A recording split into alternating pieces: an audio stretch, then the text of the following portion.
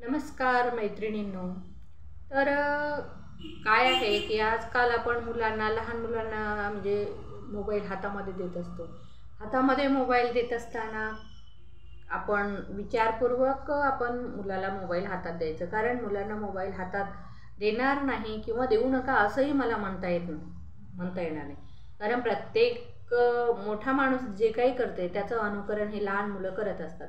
मोठी माणसं मोबाईलवर बोलत असतात किंवा व्हिडिओ कॉल असतो आणि त्यांचं काही व्यवहार असतो, ते सगळं आजकाल सगळं मोबाईलवर झालेलं आहे. आणि मोबाईल हे कसं म्हणजे सर्वस्वी मोबाईलवरच लोक अवलंबून राहत आहेत आजकाल. आणि बँकेचं डिटेल्स म्हणा, अकाउंट म्हणा, किंवा कुणाला जर काही मेसेज पाठवायचा असेल तर व्हॉट्सअप म्हणा, अशा सगळ्या गोष्टींसाठी आपण पूर्णपणे म्हणजे आपण मोबाईलवर अवलंबून असतो. मग आपण जेव्हा पूर्ण वेळ आपण मोबाईलवर राहत असतो, मोबाईलवरून कामं करत असतो, या सगळ्या गोष्टी लहान मुलं पाहत असतात आणि त्यांना पण कुतूहल वाटत असतं की आपणही मोबाईल घ्यावं, आपणही बोलावं. किंवा तर आजकाल काय असते की छोट्या मुलांसाठी गेम वगैरे असतात किंवा छोट्या मुलांसाठी म्हणजे यूट्यूबवर वेगळी गाणी किंवा त्यांच्यासाठी छोटे मोठे काहीतरी कार्टून वगैरे अशा सगळ्या गोष्टी असतात. आजकाल बऱ्याच जणांच्या घरी टी व्हीचा वापर खूप कमी झालेला आहे.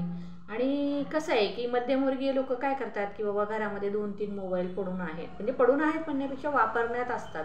म्हणजे समजा एखाद्या म्हणजे वडिलांचा मोबाईल आहे, मोठ्या भावाचा मोबाईल आहे, मम्मीचा मोबाईल आहे, असं 3-4 मोबाईल घरामध्ये असतात आणि एखादं लहान मूल घरात असतं.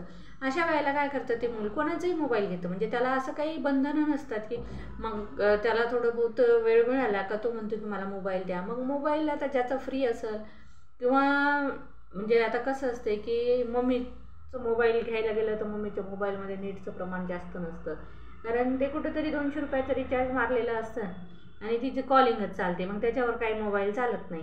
मग मम्मीचा मोबाईल घ्यायचं टाळतातच मुलं. मग राहिलं कुणाचं, वडिलांच्या मोबाईलमध्ये भरपूर नेट असतं, म्हणजे 2 GB वगैरे डाटा आजकाल सर्रास असतोच. मग मुलं काय करतात, मोठा भाऊ असला तर मोठा भाऊ तर काही मोबाईल देतच नाही, कारण त्याच्या मोबाईलमध्ये खूप बिझी असतो. मग आता वडिलांचं कसं असते, वडील म्हणजे लहान मुलगा असला का लाडकाच असतो. मग तो म्हणतो पप्पा मला थोडंसं खेळायचं आहे, थोडंसं मला पाहायचं आहे, बघायचं आहे, द्या. मग असं म्हणल्याच्या नंतर जेव्हा मोबाईल आपण लहान मुलांना देत असतो, मग वर्गामध्ये काहीतरी मित्रांसोबत वगैरे चर्चा झालेली असते, हे गेम ते गेम असं बोललेलं असतं. मग ते गेम डाउनलोड करायचा प्रयत्न करतात घरी मुलं. मग गेम डाउनलोड करताना काही मेसेज येतात मध्येच, म्हणजे त्याला लॉग इन करा किंवा काहीतरी साइन इन करा, अशा गोष्टी मध्ये येत असतात. मग त्या कराव्या लागतात, त्याच्याशिवाय गेम डाउनलोड होत नाही. मग असं करता ते काय होतं की मग कुठल्या तरी एखाद्या फ्रॉड व्यक्तीचा म्हणजे तिथं हे मेसेज येतो किंवा मध्येच कॉल येतो, काहीतरी होतो आणि OTP वगैरे मागितला जातो, असं काहीतरी होतं. किंवा ह्याच्यावर लिंकवर क्लिक केलं जातं, म्हणजे कुठली तरी एखादी लिंक असते फ्रॉडची, त्याच्यावर क्लिक होतं.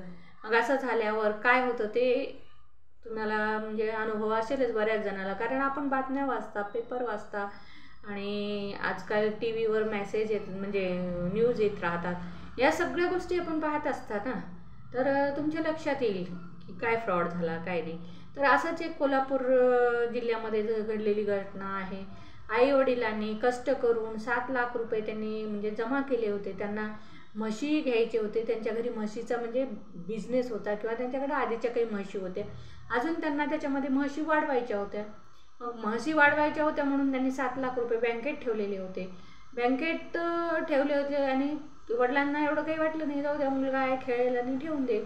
पण ते मुलगा जेव्हा ते गेम खेळत होता, काहीतरी फ्री फायर वगैरे असं काहीतरी गेमचं नाव होतं त्यांच्या, तर ते खेळत असताना त्याचं कुठल्या तरी लिंकवर क्लिक झालं किंवा काहीतरी OTP सेंड झाला किंवा काही जरी झालं आणि त्यांच्या बँकेतून 5 लाख रुपये गायब झाले. तर अशा पद्धतीनं जर पैसे गायब होतात, म्हणजे काहीतरी आपण केलेलं असतं त्याच्यावर, मोबाईलवरून आपण काहीतरी म्हणजे चूक केली तरच आपले पैसे गायब होतात, नाही अन्यथा पैसे गायब होत नाहीत. ही गोष्ट पक्की लक्षात ठेवली पाहिजे, कारण प्रत्येक गोष्टीला दोन्ही बाजू असतात. नाण्याला 2 बाजू असतील तरच ते नाणं कसं असते की चलनामध्ये असते आणि नाण्याच्या दोन्ही बाजू सारख्याच असतील तर ते नाणं चलनात राहत नाही. अगदी तीच पद्धत आहे डिजिटलची पण. डिजिटलमध्ये पण धोके आहेतच, म्हणजे जितकं सोयीस्कर झालेलं आहे, सोपं वाटायला लागलेलं आहे ते तितकंच म्हणजे धोकादायक झालेलं आहे. तर धोकादायक झाल्यामुळं धोका टाळण्यासाठी तुम्ही लहान मुलांना मोबाईल हातात देऊ नका. आणि समजा दिलात तरी काय करायचं की नेट बंद करून द्यायचं, किंवा एखादा डाउनलोड केलेला गेम आहे, समजा लुडो किंवा अजून कुठला गेम, असं काहीतरी छोटे मोठे गेम असतात की ऑफलाईन पण खेळता येत असतात. तसे जर गेम तुम्ही जर मुलांना डाउनलोड करून दिलात तर तुमचं म्हणजे धोका पण राहणार नाही तुमच्या म्हणजे व्यवहाराला. म्हणजे जो आर्थिक व्यवहार तुम्ही जे करता मोबाईलवरून, म्हणजे बँकेशी लिंक असलेलं UPI ID किंवा कुठलंही, समजा आता योनो ॲप, हे ते बरेच ॲप आहेत. तर ह्या सगळ्या गोष्टी करत असताना जर तुम्ही ही चूक जर टाळली की मुलांना म्हणजे नेटचं कनेक्शन न देता जर तुम्ही ऑफलाईन मोबाईल देऊ शकता मुलांना, एखादा गेम अवश्य डाउनलोड करून ठेवा, त्यांना जो आवडतो तो. लुडोसारखा प्रकार किंवा चेससारखे प्रकार असे ऑफलाईन गेम खेळता येतात. तर असे गेम तुम्ही खेळायला द्यायला हरकत नाही, पण मुलांना ऑनलाईन गेम खेळू देऊ नका. आणि जर तुम्ही ऑनलाईन गेम खेळू देत असाल तर एखादा असा मोबाईल द्या की ज्या मोबाईलमध्ये तुमचे आर्थिक व्यवहार नसतात, किंवा तो मोबाईल कुठल्याही बँकेशी रिलेटेड नसला पाहिजे, किंवा म्हणजे असं लिंक नसलेला असा मोबाईल तुम्ही द्या. आणि किंवा काय करा की तुम्ही मोबाईलमधलं सिम काढून घ्या, आणि मोबाईलमधलं सिम काढल्याच्या नंतर काही कुठला व्यवहार होतच नाही ना. जर आपलं सिम असेल तरच आपल्याला बँकेतून आपले पैसे जाण्याची भीती वाटत असते. तर अशा वेळेला जर तुम्ही मोबाईलमधून जर सिम काढून मुलांना खेळण्यासाठी दिलात आणि नेटचा वापर जर त्यांनी केला तरी काही हरकत नाही, की नेटच वापरला जातो, बाकी काही नाही आहे. आणि आपण सुरक्षित आणि काळजीपूर्वक असं जर काही म्हणजे कामं केली तर धोका हा 99% धोका टाळता येतो. आणि तो धोका टाळण्यासाठी तुम्ही सिम काढून सुद्धा मोबाईल मुलांना देऊ शकता. आणि मुलांना मोबाईल दिल्याच्या नंतर त्याच्यावर म्हणजे थोडंसं वॉच ठेवायलाही पाहिजे. कारण काही वेळेला कसं असतं की आपण जेव्हा मोबाईल देतो, आता घरामध्ये कोणाकोणाच्या वायफाय असतं आणि भरपूर नेट असतं, त्याच्यामुळं मुलं दिवसभरही मोबाईलवर राहू शकतात. पण मोबाईल दिल्याच्या नंतर मुलगा काय करतो, कुठले व्हिडिओ पाहतो किंवा काय करतो, कुठला गेम खेळतो, आणि त्या गेमचा त्याच्यावर काय परिणाम होणार आहे, आणि व्हिडिओ जो बघतो तो त्याचा काही उपयोग आहे का त्याला, या सगळ्या गोष्टी म्हणजे पाहून जर तुम्ही जर मुलाला मोबाईल दिलात तर बरं राहील. आणि प्रत्येक वेळेला आपण असं म्हणता येणार नाही की मुलाची चूक आहे किंवा पालकांची चूक आहे. काही वेळेला परिस्थिती पण तशी असते आणि कोणी विचारही करू शकत नाही, अशा घटना ह्या घडत असतात. म्हणजे असं या घटनेविषयी असं नाही की बाबा आपण कितीही जाणून बुजून, आपण कितीही शर्तीचे प्रयत्न करून आपण जर चुका टाळण्याचा प्रयत्न केला तरी कुठंतरी एखादी अशी चूक होते की जसं काही म्हणजे एखादी, आता तुम्हाला कडब्याची बनीम वगैरे असं शेतकरी असाल तर माहीत आहे, कडब्याच्या बनीवर जर एक जरी ठिणगी पडली तर पूर्ण अख्खी बनीम जळून जाते. म्हणजे अक्षरशः त्या शेतकऱ्याचं जीवन त्या कडब्याच्या बनीवर असतं. म्हणजे कसं असते की धान्य असते, त्यांचे जर म्हणजे ते कणसं वगैरे कापलेले नसतात, तर म्हणजे स्वतःचं म्हणजे ज्वारी तिथूनच भेटणार असते. म्हणजे त्यांच्याकडे जे पाळीव प्राणी आहेत, गाय म्हैस बैल, यांच्यासाठी पण ते चारा असते. तर अशी गोष्ट आहे. जर जाता जाता एखाद्या माणसानं म्हणजे बिडी फुंकली आणि जी बिडी पेटवलेली काडी आहे ती जर सहज जरी असं फेकली तरी ते कसं म्हणजे आग लागू शकते. म्हणजे त्या फेकणाऱ्या माणसाला असं काहीच वाटत नाही, तो फेकतो आणि निघून जातो. पण जेव्हा ती ठिणगी जेव्हा बाजूच्या गवतावर पडते, मग गवत पेटत त्या बनीपर्यंत जातं आणि अख्खी बनीम जाते. त्यावेळेला ते शेतकऱ्याचं इतकं नुकसान होतं की पूर्ण वर्षभराचं नुकसान होतं. त्याचं स्वतःचं खायचं धान्य नष्ट होतं, पाळीव प्राण्यांचं अन्न नष्ट होतं. तर ह्या सगळ्या गोष्टी होत असतात. तर प्रत्येक गोष्ट बारीक सारीक सगळ्या गोष्टी आपण लक्ष देऊन करायला पाहिजेत आणि धोका हा टाळता आला पाहिजे. आणि आपण कसं आहे, शेवटी घडणारी गोष्ट असली तर ती घडणारच असते, त्याच्यामुळे ही काही म्हणजे पर्याय नसतो. आता कोविडसारखी गोष्ट, आता कोविड मागच्या काळामध्ये कोविड आला आणि कोविडला आपण काही रोखू शकलो नाही, किंवा कोविडच्या काळामध्ये ज्या घटना घडल्या त्या इतक्या म्हणजे असे दुःखद घटना होत्या की एखाद्याचं पूर्ण आयुष्य खराब झालेलं आहे. कसं आहे की कोणाच्या घरामध्ये कोणी मृत्युमुखी पडला, कोणी आजारी पडला, मृत्युमुखी पडला तो संपला, आणि जो आजारी पडला त्याचे पैसे संपले. कसे संपले तर कोविडच्या काळामध्ये खूप खर्च आलेला आहे बिमारीवर. त्याच्यामुळं बरेच लोक असे म्हणजे कसं म्हणजे कोविडच्या काळामध्ये ज्याला कोरोना झाला त्याला वाचवण्यासाठी किंवा असे शर्तीचे प्रयत्न करून ज्यांना वाचवलं त्यांना एकेकाला 10 ते 20 लाख रुपये खर्च आला. 10 ते 20 लाख रुपये म्हणजे पूर्ण जीवनभर कमवलेली म्हणजे घरातल्या सगळ्या लोकांची मिळून जी म्हणजे जमापुंजी होती ती सगळी हॉस्पिटलला गेली. तर अशाही काही घटना घडलेल्या आहेत. आणि काही काही लोक तर कसं आहे की मृत्यूला भिवून आणि त्या कोविडच्या म्हणजे धोक्यापासून वाचण्यासाठी म्हणून लोक अलिप्त झालेले आहेत, म्हणजे की ते जगापासून तुटलेले आहेत. असेही काही गोष्टी घडलेल्या आहेत की जे जगाच्या संपर्कातही लोक नाहीत, जगामध्ये आहेत पण जगाच्या संपर्कात नाहीत, अशी लोक पण आहेत. तर अशा काही घटना आहेत की त्या म्हणजे आपण टाळू शकत नाही किंवा आपण त्या बदलू शकत नाही. आता एखाद्या माणसाच्या मनावर जर परिणाम झालेला आहे, अरे बाबा आपण 4 लोकात गेल्याच्या नंतर आपल्याला संसर्ग होईल, कोरोना होईल, ही गोष्ट जेव्हा त्या माणसाच्या डोक्यामध्ये बसलेली आहे तर तो काय केलेला आहे, तो माणूस कायमचा म्हणजे लोकांपासून दूर गेलेला आहे. आणि त्या लोकांपासून दूर गेल्याच्या नंतर त्याची काय अवस्था झाली असेल ते सगळ्यांनाच कळतं की आता एकटं माणूस कसं काय जगणार आहे, काय जगणार आहे. म्हणजे भीती ही माणसाला खूप म्हणजे असं घाबरवून सोडते. भीतीमुळं कसं असते, भिला का, पहिल्याच्या काळातली लोक काय म्हणायचे, भिला का गेला किंवा भिला का मेला असं म्हणायचे. तर तसा प्रकार होतो. तर भिलं का मेलं तर तुम्ही घाबरू नका. म्हणजे असं नाही की डिजिटल माध्यमं हे फारच धोकादायक आहेत असं नाही. तर डिजिटल माध्यमं खूप असं म्हणजे सोयीस्कर आहेत, सुखकर आहेत, आणि त्याच्यासोबत आपल्याला थोडंसं काळजी घ्यावी लागणार आहे. तर मुलांना मोबाईल देताना थोडंसं म्हणजे काळजी घेऊन मोबाईल द्या. आणि मुलं मोठे असतील, 9वी 10वीची मुलं असतील, 12वीची मुलं असतील, यांना समजतं, हे मुलं चुका करत नाहीत. पण लहान मुलं, आता तो मुलगा 5वी का 6वीचा मुलगा होता, आता 6वीच्या मुलाला एवढं काही लक्षात येत नाही, त्याच्यामुळं त्याच्या हातून ते चूक झालेली आहे. आता त्यांनी म्हणजे सायबर गुन्हा वगैरे दाखल केलेला आहे आणि त्यांनी सांगितलेलं आहे की बाबा हे असं असं झालेलं आहे वगैरे. तर या सगळ्या गोष्टी घडू नये म्हणून तुम्ही पण काळजी घ्या. लहान मुलांना मोबाईल देत असाल तर त्यांच्यावर थोडंसं म्हणजे वॉच ठेवा आणि मुलांची काळजी घ्या, मोबाईलची काळजी घ्या, आणि अशा घटना घडू देऊ नका. कारण ही घटना घडल्यावर सगळ्यांवरच परिणाम झालेला असणार आहे. कारण तो मुलगा पण भयभीत झालेला असणार आहे. 5 लाख रुपये गेले म्हणजे काही कमी किंमत नाही आहे आणि कमी रक्कम नाही. त्याच्या मनावर पण कायमचा परिणाम होऊ शकतो मुलांवर. आणि आईवडिलांचं तर कसं असतं, पै करून किंवा एक एक पैसा जमा करून पैसा जमा केलेला असतो. 7 लाख रुपये म्हणजे काही साधी गोष्ट नाही आहे. 7 लाख रुपये एका वर्षात किंवा 1-2 वर्षात होत नाहीत, याची मला जाणीव आहे. कारण मी फायनान्शियल ॲडवायझर आहे आणि पैसा कसा जमा करतात आणि कसा करायचा हे मला माहिती आहे. त्याच्यामुळं 7 लाख रुपये जमा करताना त्यांची जी तारांबळ उडालेली आहे, तारेवरची कसरत झालेली आहे, ती फक्त त्यांनाच कळणार आहे. तर माझी एकच विनंती आहे की तुम्ही डिजिटल माध्यमांना घाबरू नका.